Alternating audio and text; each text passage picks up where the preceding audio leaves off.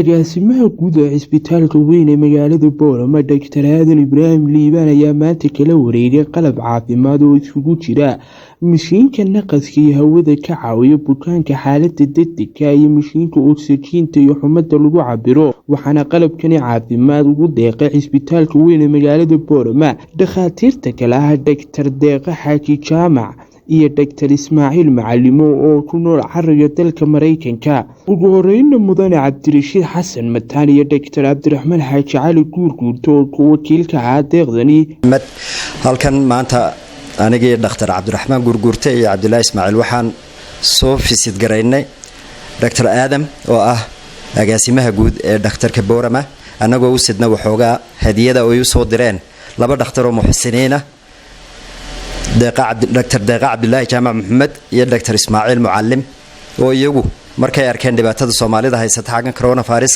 magaalooyin badan u diray waxay islahaayeen waad ka caawin kartaan oo dadka Soomaaliyeedna ka soo guray waxoogaa dhaqaale ah oo mishiinadan u soo iibiyay marka waxa anaga noo sharafay inaan maanta xafiiskii gudoomiyaha joogno agaasimaha guud ee isbitaalka Boorama Dr. Aadam anu hadal inta ka badan oo dhan maayo aad bay iyaguna u mahadsan yihiin waxaan u gudbinayaa Dr. Cabdiraxmaan Guurguurto iyo Dr.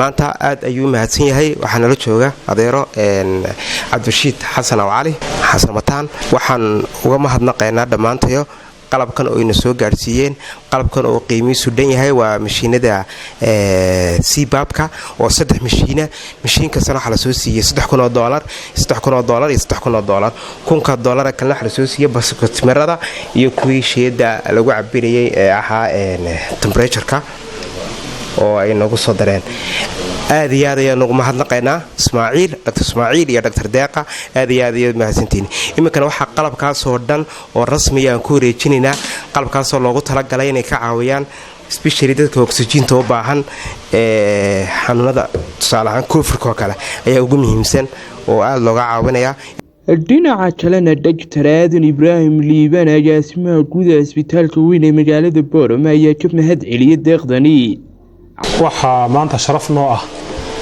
inaan kala wareegno Cabdirashiid Xasan Mataan iyo Dr. Cabdiraxmaan Xaaji Cali qalab iskugu jira mishiinadii dadka neefta ka caawinayay iyo baliira lagu cabirayay oksijiinta iyo xumada oo ay ku soo deeqeen laba dhakhtar oo jooga cariga Mareykanka waa Dr. Deeqa Xaaji Jaamac iyo Dr. Ismaaciil Mucallim uguna tala galeen isbitaalka weyn ee magaalada Boorama si loogu caawiyo dadyoga u baahan waqtiyada neef qabatowga iyo ay ku dhacaan xanuunadan hadda adduunyada saameeyay oo ka mid yahay COVID-19 way ku mahadsan yihiin Ilaahay miisaanka xasanaadka ugu daro waa kulay deeqdii ugu horeysay maaha oo ay soo bixiyaan labadaas dhakhtar saanu ka warqabno meelo badan oo dalka kamid ah ay gaarsiiyeen qalabkan maanta wax nasiib u helay isbitaalka guud ee magaalada Boorama uu helo qalabka noocana oo baahi weyn uu qabay